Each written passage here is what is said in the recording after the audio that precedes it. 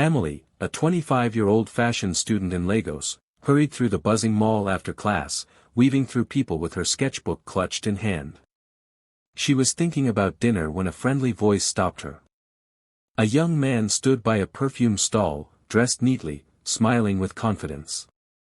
"For you, beautiful lady," he said, holding out a small, elegant bottle wrapped in gold paper. Amelie hesitated. Lagos malls were full of sales tricks, and she usually ignored them. But this man's calm charm made her pause. He didn't push, didn't beg, he just smiled as if he genuinely wanted to give her something nice. She took the bottle and sprayed a little on her wrist. The scent hit her instantly, sweet, soft, and rich, like something expensive. It made her dizzy for a second, but in a pleasant way. The salesman grinned. "You like it?" he asked. Amelie laughed, a little shy now, and nodded. "It's beautiful," she said, waving goodbye as she walked away.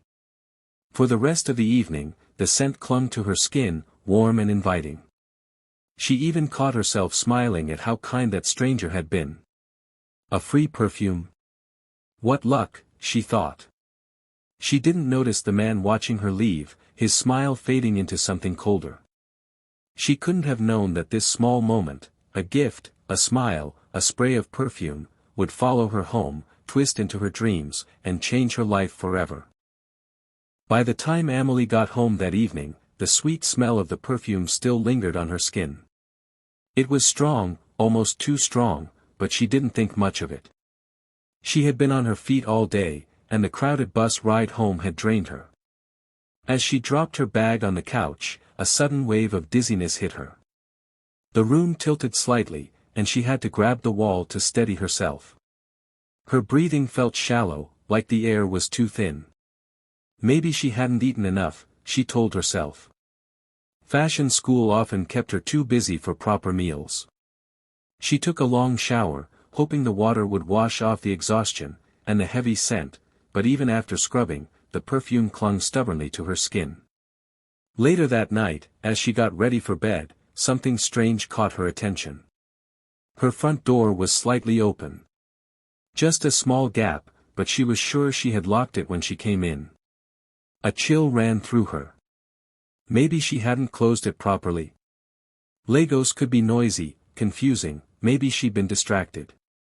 She shut it, turned the lock twice, and tried to forget about it. The next morning, her phone buzzed while she was getting dressed. A message from an unknown number blinked on the screen, "You smell perfect today." Her heart stopped. She frowned, confused. Was it some kind of joke? She deleted it immediately, but seconds later, another message appeared, "Don't wash it off." Her hands trembled as she dropped the phone on the table.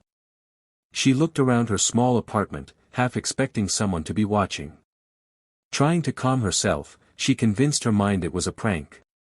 Maybe one of her classmates. She even laughed nervously, though her stomach twisted with fear. But as she walked to school, she couldn't shake the feeling that someone was behind her. Every time she turned around, nothing. Just the usual crowd, people rushing to work, vendors shouting, car horns blaring. In class, her best friend Thandi noticed she looked pale. "Amelie, are you okay?" she asked. Amelie forced a smile. "Just tired," she lied. But her hands wouldn't stop shaking. The same number messaged her again around noon, "That dress looks lovely on you." Her mouth went dry. No one at school had her number except close friends. Someone was watching her. Someone who knew what she wore, how she smelled. That night, she checked every window and door before bed, locking them tight. She left the lights on, clutching her phone as she tried to sleep. But the fear sat heavy on her chest.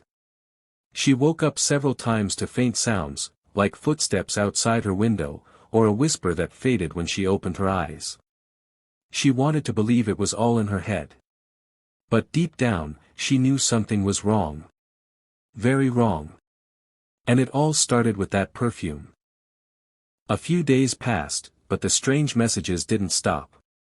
Amelie tried changing her number, but somehow the messages still came.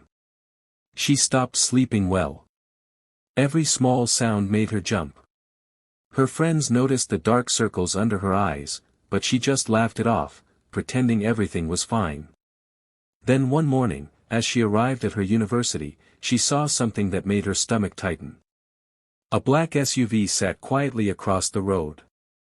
The windows were tinted so dark that she couldn't see inside, but she could feel it, someone in there was watching her. She told herself it was just a coincidence. Maybe a parent dropping off a student.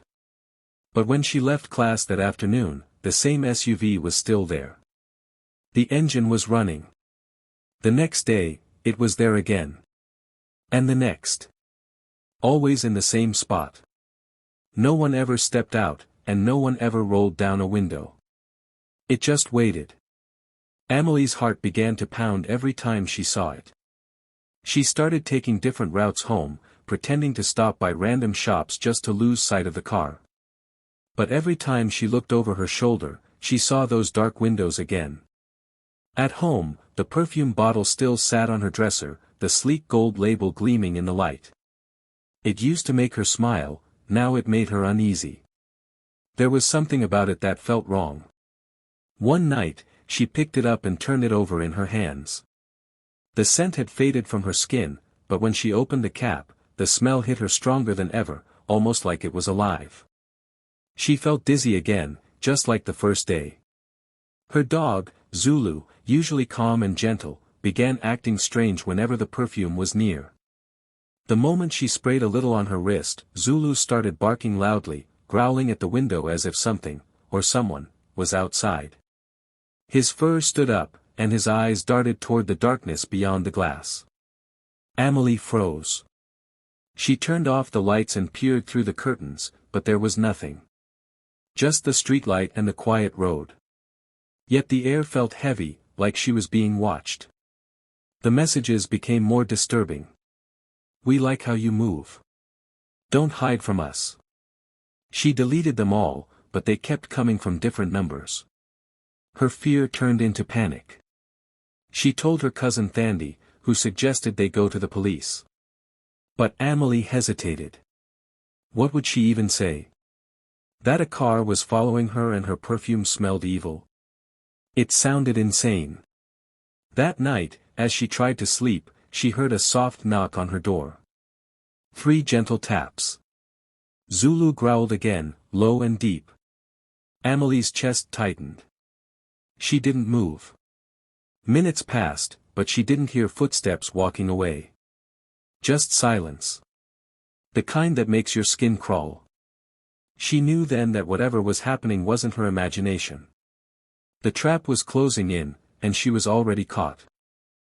That night, Amelie couldn't stand being alone anymore. The fear had built up inside her like a weight she couldn't carry. She called her cousin Thandi to come over and stay the night. Thandi arrived with takeout, trying to lighten the mood. "You need to relax, Amelie. You're starting to scare yourself," she joked softly. Amelie forced a smile, but her eyes kept drifting toward the perfume bottle sitting on the dresser. It looked harmless, beautiful even, but every time she looked at it, her chest tightened. After dinner, Thandi picked up the bottle curiously. "This is the perfume, right? The one that man gave you?" Amelie nodded. Thandi turned it over in her hand, examining the label under the lamp. "It's really fancy," she said, "but wait," she squinted and tilted the bottle closer to the light. "What's this tiny dot?" she murmured. At first, Amelie thought it was just a bubble in the glass, but Thandi's expression changed. She peeled back a small piece of the label, and something shiny appeared underneath. It wasn't a design or decoration, it was a tiny metallic chip no bigger than a grain of rice. Amelie's heart started pounding. "What is that?" she whispered, her voice trembling. Thandi didn't answer right away. She turned the bottle over again and stared at the chip, her face going pale. "Amelie, this looks like a tracker." For a few seconds, the room went completely silent except for the faint hum of the ceiling fan. Amelie could barely breathe. Everything suddenly made sense. the strange messages, the black SUV, the feeling of being watched. Her hands shook as she took the bottle and stared at it. "Oh my God," she said softly, "they've been tracking me this whole time." Thandi immediately grabbed her phone. "We have to call the police," she said, her voice rising. They explained everything when the officers arrived, the perfume, the car, the chip. The two policemen exchanged quick glances, clearly unconvinced. One of them shrugged and said, "Ma'am, it's probably just a faulty product. Some marketing company might have used a tag for data collection. Don't worry about it." Amelie's stomach dropped. "So you're not going to do anything?" she asked, disbelief in her voice. The officer sighed and closed his notebook. "Unless someone actually harms you, there's nothing to investigate." Then they left. When the door shut behind them, the silence felt heavier than before. Amelie sat on the couch, staring at the small chip lying on a napkin. "A marketing gimmick," she whispered bitterly. Thandi shook her head. "No. Someone's been following you. This isn't normal." They decided to wrap the bottle in a towel and lock it in a drawer. But even then, Amelie couldn't sleep. Every creak of the floor made her flinch. The perfume had once made her feel beautiful and admired, now it made her feel hunted. Somewhere out there, she knew, the people who gave her that free gift were still watching. 2 nights later, Amelie was walking home from a late study session. The streets were quieter than usual, the shop starting to close, the night air heavy with the smell of rain. She kept her head down, clutching her bag tightly, trying not to think about the perfume bottle still locked in her drawer. Her phone battery was almost dead, and that made her even more uneasy. Every time a car passed, she glanced over her shoulder, her heart racing a little faster. Then she saw it. Parked under a flickering streetlight, the same black SUV. Her legs went weak. It was the one she'd seen outside the university, the same one that always seemed to appear wherever she went. This time, it wasn't across the street. It was right beside her. Before she could turn or run, the SUV door swung open. 2 men jumped out fast, dressed in dark clothes, their faces partly covered. One grabbed her arm, the other reached for her bag. Amelie screamed so loudly it echoed through the empty street. "Help! Somebody help me," she cried, kicking and pulling with all her strength. Her scream startled them for a second, just enough for her to twist free. She ran toward a small convenience shop on the corner, her heart pounding so hard she could barely breathe. The shopkeeper, an older man named Baba Musa, looked up in shock as she burst in. "Please, lock the door," she shouted, tears streaming down her face. Without asking questions, he rushed to the door and slammed it shut, turning the bolt just as the 2 men reached it.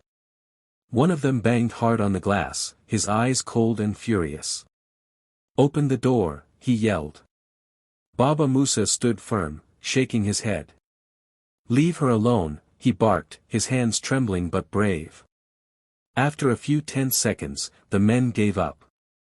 They ran back to the SUV and sped off into the night. Amelie collapsed on the floor, shaking uncontrollably, gasping for air. Baba Musa handed her a bottle of water and called the police right away. "You're safe now," he said softly, but she could see fear in his eyes too. When the police finally arrived, they asked the usual questions. What did the men look like? Did she know them? What kind of car was it? But as she described everything, she could see they didn't seem surprised. It was like they had heard this story before. One officer even sighed and said, "You're lucky they didn't take you." That night, Amelie couldn't stop replaying what happened. The perfume, the messages, the SUV, it all connected. It wasn't bad luck or coincidence. She understood now. The perfume had never been a gift. It was bait. The sweet scent, the hidden chip, the man at the mall, it was all part of a plan. She had been marked, tracked, and almost taken. As she sat by her window, staring at the quiet street below, she whispered to herself, "They tried to steal me. The truth hit her like a wave. She had been targeted by something dark, something real, and it all began with that one, free, perfume. Amelie barely slept after the attack. Every sound outside made her flinch. She kept replaying that night in her head, the SUV, the men's faces, the terror in her chest. Thandi refused to let her stay alone, so she moved in for a few days. Together, they tried to think of what to do next. Going back to the police didn't seem like an option, they hadn't believed her before. That's when Thandi said, "We need someone who can prove what this chip really is. Someone who understands tech stuff." After searching online, they found the name Kofi Mensah, a well-known tech journalist in Lagos who exposed cybercrimes and scams. They reached out to him immediately. Kofi agreed to meet them at a small cafe downtown. He was calm, sharp-eyed, and spoke with quiet confidence. "Show me the chip," he said. Thandi handed him the small metallic piece they had peeled from the perfume bottle. He studied it closely, then smiled faintly. "This isn't just a tracker," he said. "It's a smart device, something used for advanced data collection." Amelie's chest tightened. "Data collection? You mean, it was sending my location?" Kofi nodded. "And maybe more than that." He took the chip back to his office and ran some tests. Hours later, he called them, his voice grave. "You both need to come see this." When they arrived, Kofi showed them his computer screen filled with rows of numbers, maps, and strange codes. "These are GPS logs," he explained. "This chip recorded every place you've been since you sprayed that perfume." Amelie's blood went cold. She could see dots on the map, her university, her home, even her favorite cafe. Every move she made had been tracked. But what made her stomach twist even more was what Kofi showed next. "You're not the only one," he said quietly. On the screen were dozens of other dots, each one representing a different person. "All women," he added. "Most around your age. They were all given the same perfume brand, Essence of Eternity." Thandi gasped. "So it's not just a scam?" Kofi shook his head. "No. This is organized. The so-called perfume company doesn't exist. It's a front for a criminal group. They're using nanotech in perfume to track women, to mark them.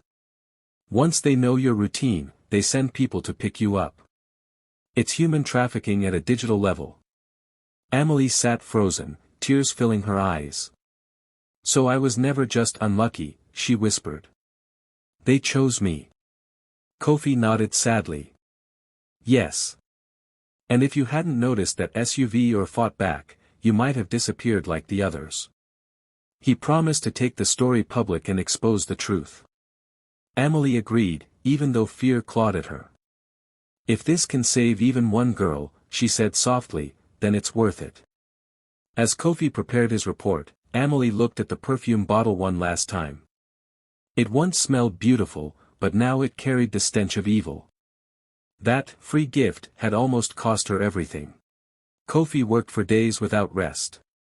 His small office was filled with open laptops, piles of notes, and photos of perfume bottles sent by other women who had come forward after hearing whispers about Amelie's story. Every new message confirmed the same thing: the scam was real, and it was spreading fast. When he finally finished writing the article, he looked at Amelie and asked, "Are you sure you want me to publish this? Once it's out, everyone will know your name." Amelie hesitated for a moment, her fingers tightening around her cup of tea. "Yes," she said softly. "People need to know. If I stay quiet, they'll just keep doing this." The next morning, Kofi's article went live. The headline hit like lightning: "Perfume Nightmare, How Women Are Being Hunted Through Free Gifts." Within hours, it was everywhere. People shared it on social media, news stations picked it up, and thousands of women began checking the perfume bottles they'd received from strangers. The comments were flooded with shock, anger, and fear. "This happened to my cousin," one person wrote. "I got the same perfume at the market," said another. By evening, the the story had gone viral. Hashtags started trending, protests began forming in front of malls and beauty shops, and the police could no longer pretend it wasn't serious. The Inspector General ordered a full investigation.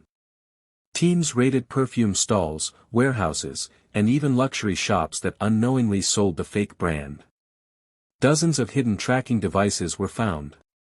And then, finally, one name kept appearing, the salesman from the mall. The same man who had smiled so warmly at Amelie, who had handed her the free gift. When they arrested him, Amelie saw his face on the evening news. Her stomach turned. The man didn't look scared or sorry. He looked calm, almost proud. Behind him, police led out several others, part of the same network that had been targeting women all across Lagos.